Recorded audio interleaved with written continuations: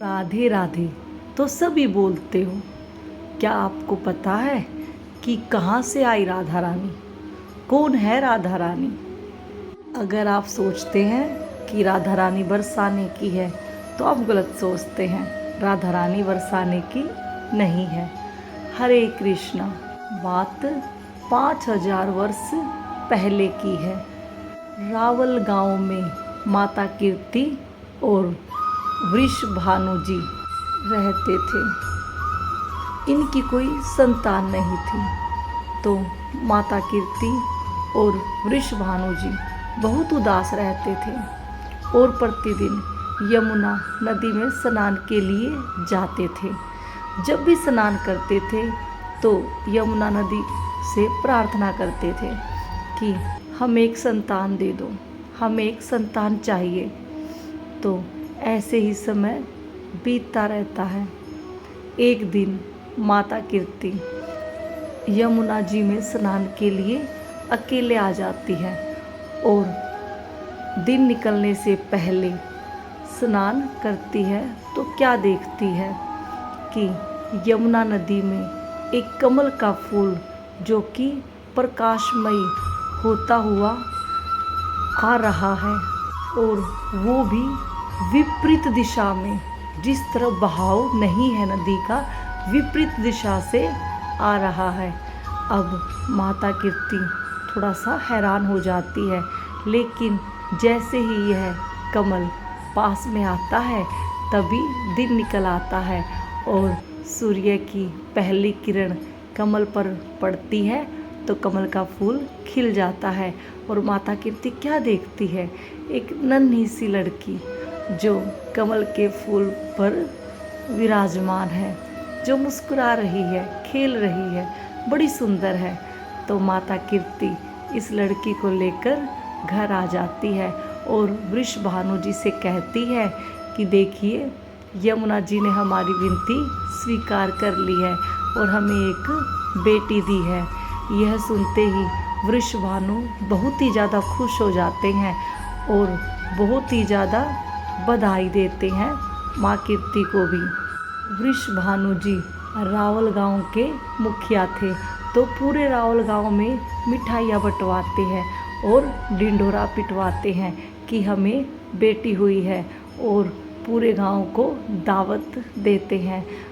उस समय वृषभानु जी के पास 1100 गायें थी और गोकुल गांव में नंद बाबा रहते थे।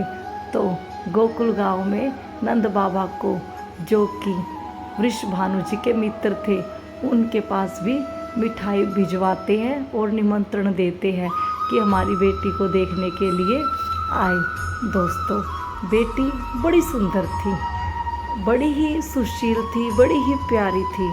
तो इस वजह से कि बेटी यमुना नदी में विपरीत दिशा में बहती हुई आई थी, तो इसलिए वृषभानु जी और माँ कीर्ति ने अपनी बेटी का नाम राधा रखा कि विपरीत दिशा में बहती हुई आई है, इसलिए इसका नाम राधा है। राधा जी का नामकरण हो जाता है, लेकिन राधा अपनी आँखों को नहीं खोलती है। फिर वृषभानु जी बड़े से बड़े वैद्य हकीम को बुलाते हैं, लेकिन किसी भी वैद्य को कुछ भी समझ में नहीं आता है कि यह बच्ची आँखें क्यों नहीं खोल रही है। फिर 11.5 महीने के बाद देवकी माता और वासुदेव जी को एक पुत्र होता है, 7वां पुत्र, जिसका पूरे संसार को इंतजार था, क्योंकि उसकी जान को भी खतरा था। पूरे संसार को इंतजार था कि कंस का अंत करेगा और इससे पहले श्री कृष्ण के 7 बहन भाई मारे जा चुके थे।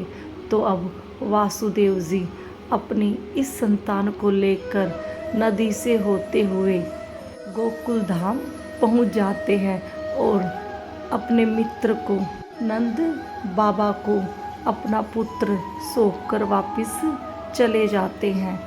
तो कहते हैं, जब श्री कृष्ण का नामकरण होता है, जब नंद बाबा और यशोदा माता जब श्री कृष्ण के नामकरण की तैयारी करते हैं तो नंद बाबा अपने मित्र वृषभानु को निमंत्रण भेजते हैं। तो वृषभानु जी अपनी पुत्री राधा और अपनी पत्नी कीर्ति के साथ श्री कृष्ण के नामकरण के लिए आते हैं।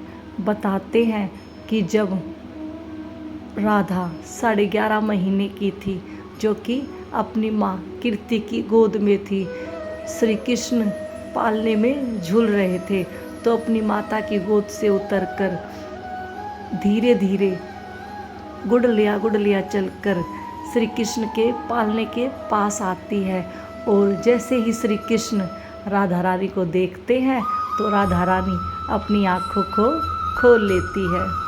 यह वही समय था जब राधा रानी का इंतजार खत्म हुआ था। पूरी सृष्टि की रचयिता साक्षात लक्ष्मी जी राधा रानी अपने श्री कृष्ण का इंतजार कर रही थी कि कब श्री कृष्ण मुझे देखेंगे और मैं अपनी आँखें खोलूँगी। राधा ने सबसे पहले श्री कृष्ण को देखा था।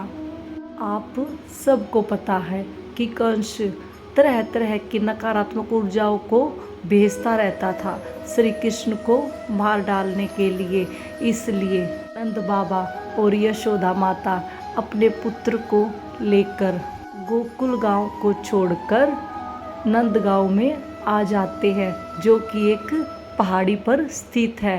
नंदगांव आज भी मथुरा के जिले में स्थित है, जहां पर कोई भी नकारात्मक ऊर्जा नहीं जा सकती थी। इसलिए नंद बाबा अपने पुत्र की सुरक्षा के लिए अपने पुत्र और पत्नी को लेकर नंदगांव आ जाते हैं।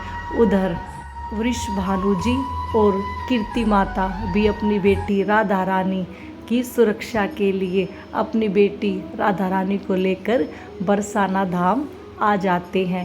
यह भी एक पहाड़ी पर स्थित है। आप कभी वृंदावन गए हैं तो आप सबको पता होगा कि राधा रानी का महल बरसाना में अटारी पहाड़ी पर स्थित है। तो बताते हैं कि बरसाना और नंदगांव में कभी भी कोई नकारात्मक ऊर्जा नहीं आ सकती। इसलिए श्री कृष्ण का लालन पालन बहुत अच्छे से हो पाया। अगर आप कभी भी वृंदावन जाओ तो रावल गांव जरूर जाना। वहां आप देखोगे कि हमारी लाडली जी श्री राधा रानी जी का मंदिर है, जहां श्री राधा रानी जी के बचपन की मूर्ति है। बाल रूप में हमारी राधा रानी वहाँ विद्यमान है। हमारी राधा रानी का जन्म स्थान रावल गांव है। यही वह गांव है जहाँ हमारी राधा रानी पहली बार आई थी।